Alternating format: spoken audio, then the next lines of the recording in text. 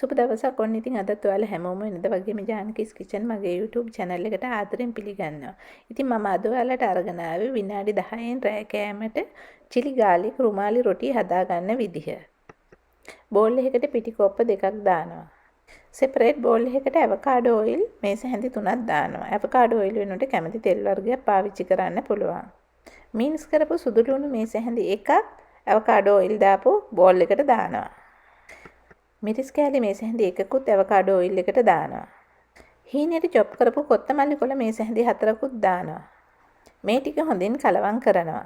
ලුණු තේ හැඳි එකයි සීනි තේ හැඳි එකයි පිටියකට දාලා කලවම් කරනවා. වතුර කොප්ප දෙකක් දාලා ලම් පිටින්නේ නැති වෙන්න බැටර් එක හදනවා.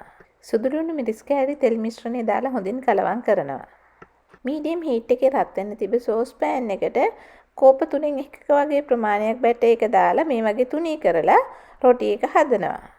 එක පැත්තක් පිච්චුනහම අනිත් පැත්ත හරවලා ඒ පැත්තත් පුච්චනවා.